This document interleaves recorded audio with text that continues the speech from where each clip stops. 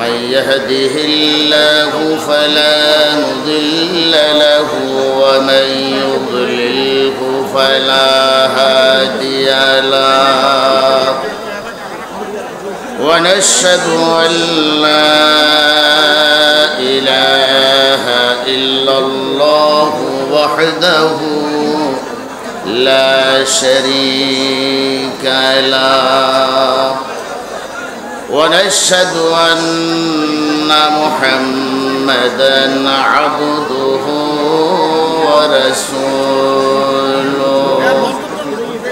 الذي أرسله بالحق بشيرا ونذيرا وداعيا إلى الله بإذنه وسراجا منيرا فقد قال الله تعالى في كلامه المجيد وفرقانه الحميد أعوذ بالله من الشيطان الرجيم بسم الله الرحمن الرحيم إن الله وملائكته يصلون على النبي يا أيها الذين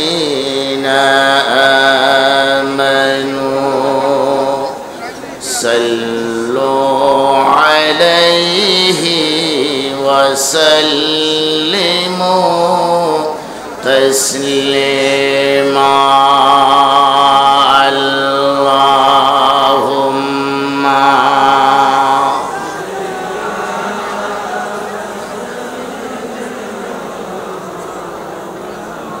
وعلى آل سيدنا مولانا محمد اللهم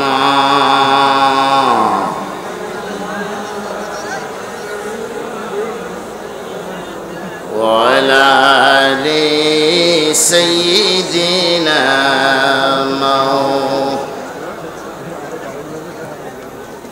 আজকের মাহফিলের সম্মানিত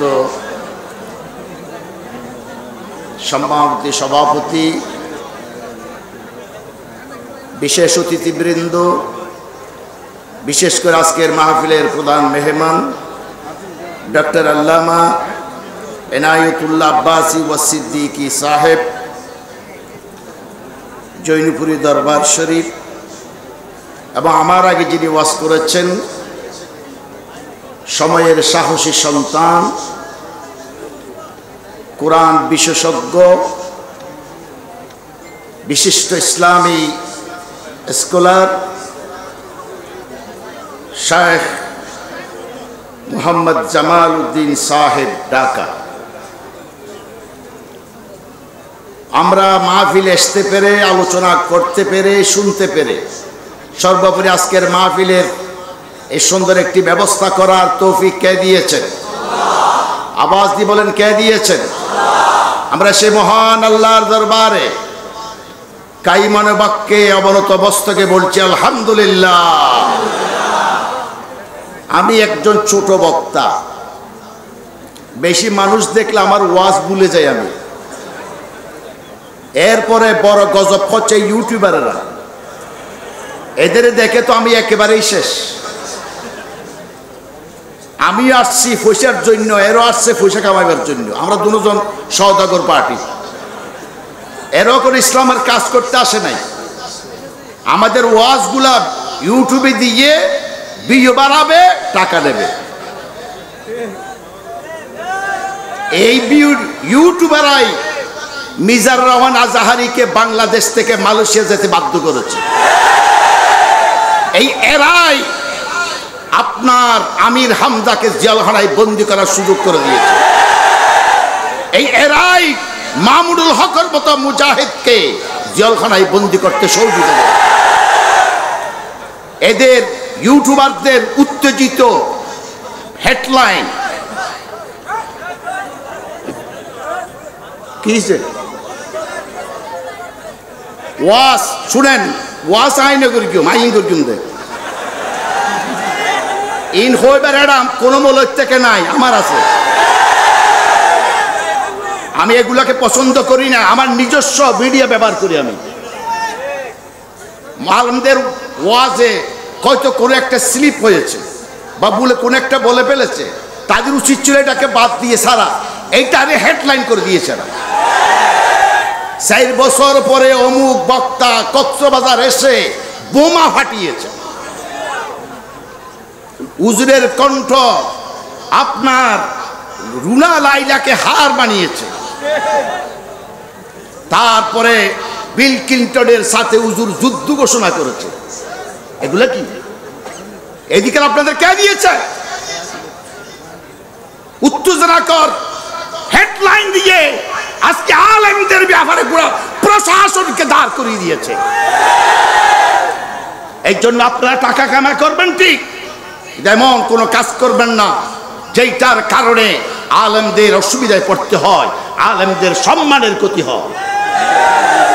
আর ইউটিউবাররা যারা এসেছো তোমরা অবশ্যই টাকা দিবে। এগুলা ইউটিউবার ভিউর মাধ্যমে আজকের মাহফিলে 5,000 টাকা করে তোমাদেরকে দিতে হবে। 5,000 মাহফিল কর্তৃপক্ষ এদেরকে 5,000 টাকা করে চাঁদা নিবে, 5,000 করে টাকা নিবে। আগামীবার যারা আসবে একটা একটা করে স্লিপ দেওয়া হবে, মাহফিলে 5,000 টাকা করে চাঁদা দিতে হবে। যারা আসবে তাদের জন্য এখানে উন্মুক্ত, যারা দেবে না তাদের জন্য বন্ধ। আমি কি অন্যায় বলেছি? আমার এই ওয়াজগুলা কাটবেন না, দিবেন কালকে, দেখা যায় আপনাদের সাহস কত। কিন্তু সবাই একদল নয়। আবার দেখেন সবাই কিন্তু এরকম না, কিছু কিছু আছে ইউটিউবার মধ্যে, আপনার এই মিডিয়ার মধ্যে আলেমদের শ্রদ্ধা করে সম্মান করে, তাদের ক্ষতি হয় এমন কোনো কাজ তারা করে না। আমি 2-1জন নাম বলতে পারি, এই আইয়ুব মিডিয়া, তারপরে আল হেরা, এটা অত্যন্ত ইসলাম প্রিয়, আলেম প্রিয়। এরা আলেমের ক্ষতি হোক, আলেমের সম্মান হোক, সমাজ একটু উত্তেজনা সৃষ্টি হোক হুজুরের ওয়াজের কারণে, এই জাতীয় কাজ আমি তাদের থেকে কোনোদিন দেখি না।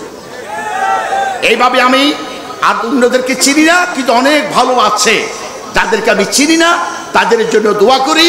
যারা পয়সা কামাবার জন্য আলেমদের বিরুদ্ধে এই সমস্ত প্রচারণা চালান, আমি বলবো আপনারা সংযত হন, আল্লাহর ওয়াস্তে আলেমদের কোনো ক্ষতি করবেন না।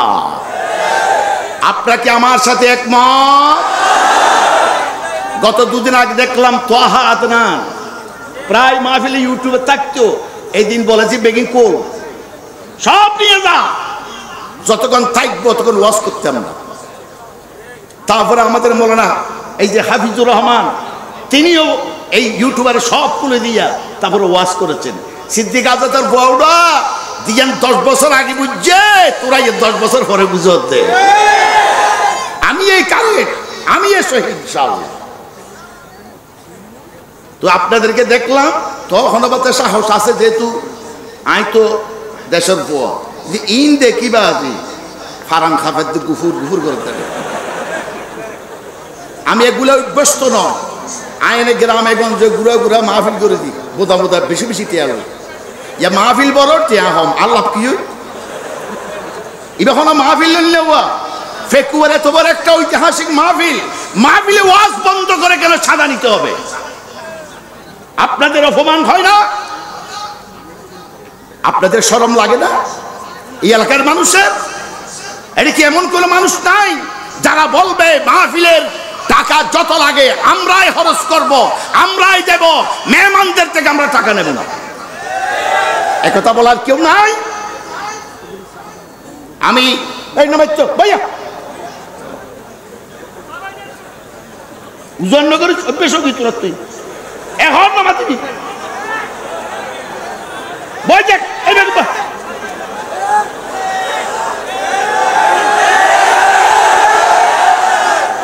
মলয় ওয়াজ করিব ফিসি দিয়ে হতুন টিয়ে দেব টিয়ে কে থাকো বসে যাও ভলান্টিয়ার আর দরকার নাই জানি দরকার আছে রে বসে যান বিয়া তুমি মাফ করবেন আমাকে ওই এরাই কি নাম কি নিয়ামতুল্লাহ আচ্ছা যাক আমি বলবো আগামীবারে বৃহত্তর এলাকার নিতে একটা বিশাল কমিটি করা হোক এবং একটা কমিটির মাধ্যমে মাহফিলের খরচের ব্যবস্থা করা হোক এইভাবে টাকা তোলা আমার খুব পছন্দ হলো না এত একটা মাহফিল এলাকার গৌরব এলাকার অহংকার মাহফিলে টাকা তোলার কারণে 50% মাহফিলের বিয়ে কমে গেছে মাহফিলের এই যে গম্ভীর্যতা এটা অনেকটা নষ্ট হয়ে যাচ্ছে আমি সেটা গোড়া এলাকাবাসীর কাছে উদাত্ত আহ্বান করব আগামী বছর আপনারা নিজেরাই স্বপ্রদয়িত হয়েই মাহফিল কিভাবে করা যায় টাকা তোলা ছাড়া উপস্থিত সেই ব্যবস্থা করবেন ঠিক কিনা বলেন আমি এই নিয়ামতুল্লাহকে বলেছি যে আমি শুধু আধা ঘন্টা আলোচনা করব আধা ঘন্টার ভিতরে উনার আমাদের আল্লামা এনায়েতুল্লাহ আব্বাসী তিনি যদি আসতে না পারেন সময় সংকুলন না হয় তাহলে কাকে দিবেন উপস্থিত করবেন সে কথাটি স্মরণ করে দিয়েই আমি আপনাদের সামনে দুইটি কথা বলতে চাই আমি আবার এত বড় বিশাল মাহফিল দেখে আপনারা স্লোগান দিবেন এই ওয়াজ আমি করব দেখিয়েন আমি এত আবেগী না এত বড় মাহফিল বোধ মেলে ঈদের সারা বেলা আয় তো রাখি ইনশাল্লাহ আমি হেদায়েতমূলক দুই একটা কথা বলবো শুনতে রাজি আছেন তো আউযু বিল্লাহি মিনাশ শাইতানির রাজীম বিসমিল্লাহির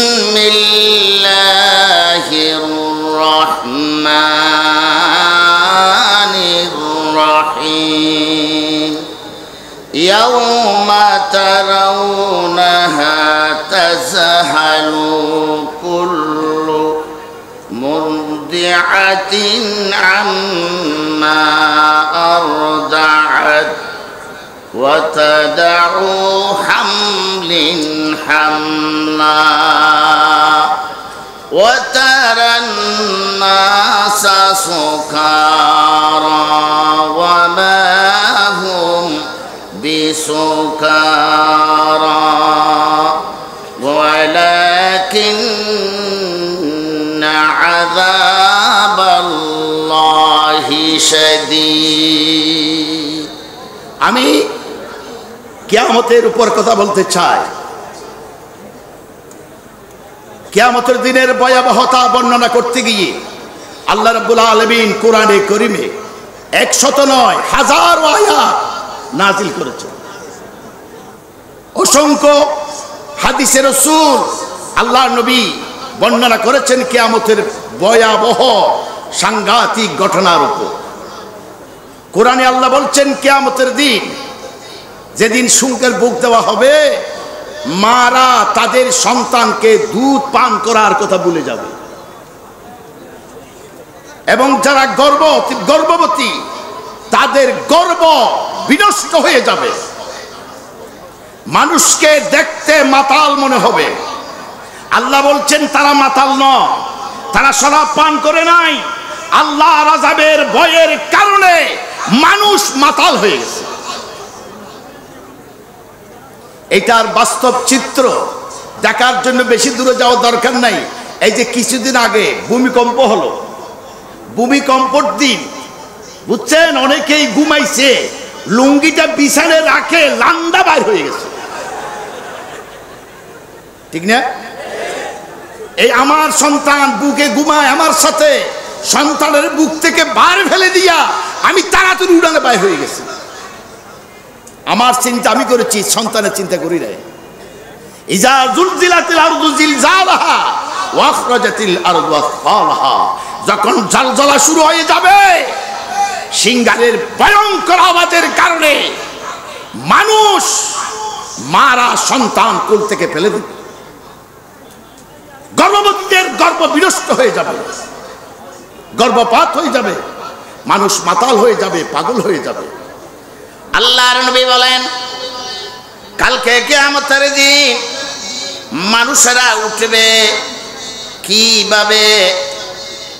যে মানুষ কিয়ামতের দিন উঠবে উলঙ্গ, পায়ে জুতা স্যান্ডেল নাই, খতনাবিহীন অবস্থায় কিয়ামতের দিন তারা উঠবে। এই কথা বলার পর উম্মি জননী মা আয়েশা প্রশ্ন করলেন, ইয়া রাসূলুল্লাহ, আমরা সবাই যদি উলঙ্গ হয়ে কিয়ামতের ময়দানে উঠি, আমাদের একজনের দিকে আরেকজন তাকানো কি আমাদের শরম লজ্জা লাগবে না? আল্লাহর নবী আয়েশা বলেন, তুমি কিয়ামতের ভয়াবহ সম্পর্কে তোমার জ্ঞান নাই, যদি থাকতো তুমি এই জাতীয় প্রশ্ন করতে না। এই দিন হচ্ছে ভয়ঙ্কর দিন, মানুষ উলঙ্গ না কাপড় দিয়ে উঠেছে সেইটা বিবেচনা করার কোনো জ্ঞান মানুষের মধ্যে থাকবে না। আমি কি উলঙ্গ নাকি নয় এইটা বুঝার সুযোগ নাই, কেউ কারোর দিকে তাকাবার সুযোগ নাই, কারণ মানুষ হিসাব দেওয়ার জন্য আল্লাহর ভয়ে তরতর করে কাঁপতে থাকবে। ঠিক না? উলঙ্গ শরম লাগবে, লজ্জা লাগবে না? ওদের লজ্জা তাইলে না লাগবে, সেই জ্ঞান তো তোদের থাকবে না। চিন্তার চিন্তা, নফসি আর নফসি। বাইরে আমার এইভাবে হাদিস শরীফে অনেক কথা বর্ণনা করেছে।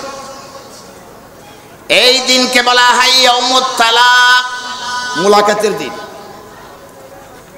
সৃষ্টি স্রষ্টা, জালেম মাজলুম, ইমানদার বেঈমান, কাফের মুসলমান, দাতা গ্রহীতা, ধনী ফকির, কোটিপতি, রাষ্ট্রপতি, সবাই যে ময়দানে কিয়ামতের দিন একত্রিত হবে, এই দিনের নাম দেয়া হয়েছে ইয়াউমুত তালাক, মুলাকাতের দিন। এমন এক ময়দানে কিয়ামত হবে যেই জমিনে কোনোদিন পাপ করা হয় নাই, এমন জায়গায় আল্লাহ সবাইকে উপস্থিত করবেন। উপস্থিত হওয়ার পরে আল্লাহ এত রাগান্বিত হবেন, এত গুসান্বিত হবেন, ডাক মারবেন, লিমালিল মুলকুল ইয়াউম লিল্লাহিল ওয়াহিদিল কাহার। তোমরা বলো আজকে রাজত্ব কার আছে, কর্তৃত্ব কার? সবাই বলবে লিল্লাহি ওয়াহিদিল কাহার। আজকে মালিকানা, রাজত্ব, কর্তৃত্ব একমাত্র আল্লাহ। কার? কার? আল্লাহ।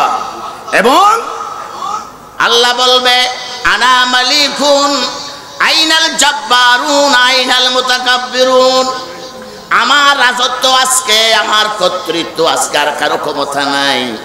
দুনিয়ার বুকে ক্ষমতা পাওয়ার পর যারা অহংকার করেছিলে, মানুষের উপর অত্যাচার, জোর স্টিমরোলার চালিয়েছিলে, কিয়ামতের ময়দানে আল্লাহ হুঙ্কার দিয়ে বলবেন তোমরা বাইর হয়ে আসো। ক্ষমতা পেয়ে জুলুম করে না? ক্ষমতা পাওয়ার পর জনগণের উপর জুলুম করে নাই? কত রকমের জুলুম হতে পারে, সব জুলুম করা হয়। আল্লাহ বলবেন আইনাল জাব্বারুন, ক্ষমতা পাওয়ার পর যারা আমার বান্দাদের উপর, নিরীহ মানুষের উপর ক্ষমতার স্টিমরোলার চালিয়ে জুলুম করেছো, আজকে তোমরা কোথায়? আল্লাহ বলেছেন আইনাল মুতাকাব্বিরুন, ধন সম্পদের কারণে, ক্ষমতার কারণে, জনবলের কারণে যারা অহংকার, দাম্ভিকতা করেছো, তোমরা বাইর হয়ে আসো। চিন্তা করে দেখ, আসো।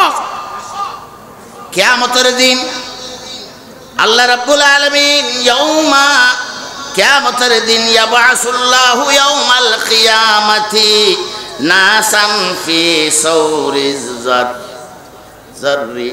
আর কিয়ামতের দিন কিছু মানুষ পিঁপড়া নয়, ছোট্ট পিঁপড়ার মতো করে আল্লাহ রাব্বুল আলামিন কিয়ামতের দিন তাদেরকে তুলবেন। এবং কি হবে? ওয়ায়াতুহুমুন নাসু আকদামিহিম। কিয়ামতের ময়দানের মানুষগুলা তাদেরকে পায়ে দলিত করবে, পায়ের নিচে দিয়ে দলিত করবে। বুঝছেন তো কথা? পায়ে পিষ্ট করবে তাদেরকে। এবং বলা হবে ফায়ুকালু হাউলাইল মুতাকাব্বিরুনা ফিদ দুনিয়া। মানুষরা জিজ্ঞাসা করবে, ছোট্ট পিঁপড়া পড়ে আছে, মানুষ পদদলিত করতেছে, মানুষ তাদের উপর পা দিয়ে দিয়ে যাচ্ছে, এরা কারা? ফেরেশতারা বলবে এরা হলো কিয়ামতের দিন নিজকে বেশি বড় মনে করেছে, অহংকার করেছে, দাম্ভিকতা দেখিয়েছে।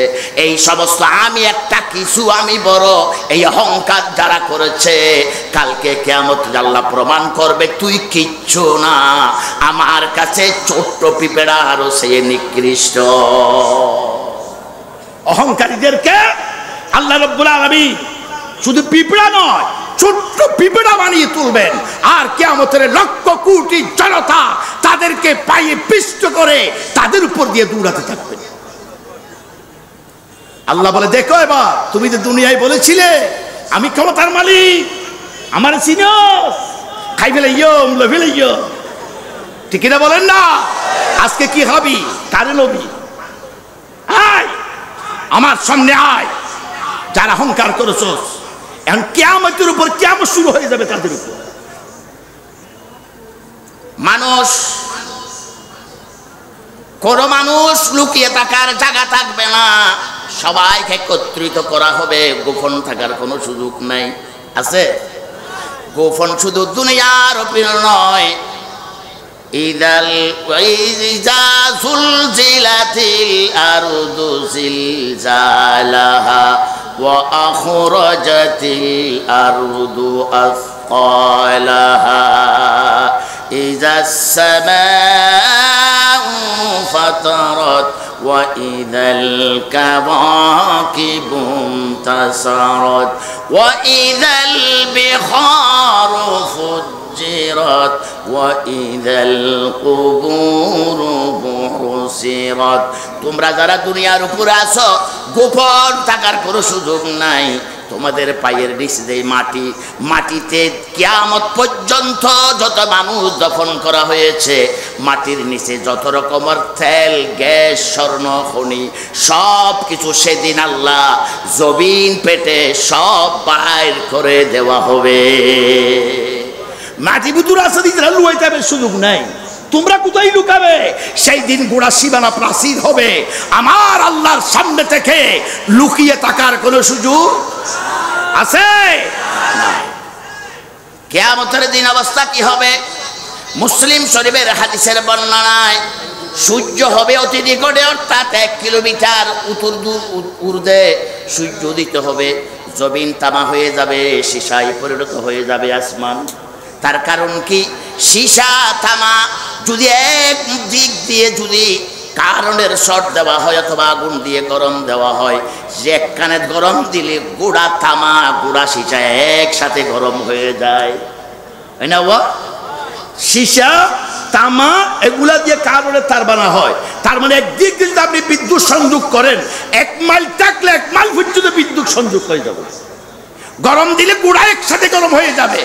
আল্লাহ বলে কিয়ামতের দিন আসমান জমিন তাতা তামা সীসা পরিণত হওয়ার কারণ হইল আসমান জমিন সমানভাবে একসাথে উত্তপ্ত গরম থাকবে, ঠিক না? সূর্যের কিরণ জমিন তাম আসমান সীসা জমি तांबा का होगा आसमा पुलाद का होगा उसी दिन न बाप बेटे खा न बेटे बाप का होगा न बेटे बाप का होगा। कियामतेर दिन सन्तान बापुर जन्य कोनो काज উপকার করতে পারবে না, সন্তান কোনোদিন বাপের উপকার কাজে আসবে না। লা ইয়ানফাউ মালুন ওয়ালা বানুন ইল্লা মান আতাল্লাহা বিকলবিন সালিম। ধন সম্পদ সন্তান সন্ততি কোনো কাজে আসবে না যারা ইখলাস নিয়ে আল্লাহর ইবাদত করেছে, সরস মন নিয়া ইখলাসে কলমের মালিক যারা, সলিম যারা, তারাই আল্লাহর কাছে মুক্তির ব্যবস্থা থাকবে। ঠিক কিনা বলে? সন্তান কোনো কাজে আসবে? ধন সম্পদ আসবে? নাই। কিয়ামতের দিন অসহায়, আর সাহায্যের ছায়া, কোনো ছায়া থাকবে না। হাউজে কাউসারের পানি ছাড়া কোনো পানি থাকবে না। আল্লাহ রাব্বুল আলামিন বলেন, এই কিয়ামতের দিন জমিন গরম, আসমান গরম, সূর্যের কিরণ উত্তপ্ত হয়ে গেছে, মানুষ পিপাসায় কাতর হয়ে গেছে, খাদ্যের অভাবে মানুষ মাটি খাবে, মাটি। এমন অবস্থায় সহ্য হয় না, কষ্ট, স্থির হয়ে গেছে মানুষ, পাগল হয়ে গেছে। এমন ভাবে শরীর থেকে ঘাম নির্গত হবে, ঘাম। এই ঘামের কারণে পয়গম্বরদের পায়ের তালু পর্যন্ত ঘাম দিয়া ভিজতে থাকবে, পায়ের তালু পর্যন্ত ভিজবে। মুমিনের কারো হাড়ু পর্যন্ত, কারো নাভি পর্যন্ত, কারো সিনা পর্যন্ত ঘামের মধ্যে বাঁচতে থাকবে। আর কাফেরেরা সমস্ত নাক পর্যন্ত ওই ঘামের সমুদ্রে তারা ডুবে যাবে। পয়গম্বররা পর্যন্ত এই গাম থেকে নিস্তার পাবে না, তাদের শরীর থেকেও গাম বাইর হবে, তাদের পায়ের তালু পর্যন্ত ভিজে যাবে। এবার চিন্তা করে দেখেন, পয়গম্বরদের যদি অবস্থা হয়, আমাদের কোন অবস্থা হবে কিয়ামতের দিন? চিন্তা করে দেখছেন? এমন করুণ অবস্থায় সমস্ত মানুষ উপরের দিকে তাকিয়ে থাকবে, কোনো সাহায্যকারী নাই। একজন অপরজনকে বলে দোজখে যাব কি জান্নাতে যাব, এটা সিদ্ধান্ত হবে। কিন্তু এই বিচার না হওয়া পর্যন্ত এই কষ্টর থেকে কোনো গতি নাই, আযাব থেকে বাঁচার গতি নাই। আল্লাহ গো, আমাদের বিচারের ব্যবস্থা করো, আমরা সহ্য করতে পারছি না। ও দোজখে যাবার আগে কষ্ট, আমাদের আর কষ্ট সহ্য হচ্ছে না। একজনে বলে, আমাদের কথা আল্লাহ শুনবে না, যার কথা শুনবে চলো তার কাছে যাই। সবাই বাবা তোমার কাছে যাই বলবে। মুসিবতে পড়লে সর্বপ্রথম বাপের সাহায্য সন্তান কামনা করে। আমরা মুসিবতে দুঃখে পড়েছি, ও বাপ আমাদের জন্য একটু সাহায্য করুন। বাপে বলে, কি ধরনের সাহায্য করতে পারি? ইয়া আদমু আনতা আবুল বাশার খালাকাল্লাহু বিয়াদিহি, খালাকাল্লাহু বিয়াদিহি। আপনি আমাদের বাপ, পিতা, আদি পিতা, আল্লাহ নিজ হাতে আপনাকে সৃষ্টি করেছেন। ওয়া নাফাহু ফীকা মিন রূহিহি, আল্লাহ রাব্বুল আলামিন নিজেই ফুঁক দিয়া আপনার ভিতরে রূহ সৃষ্টি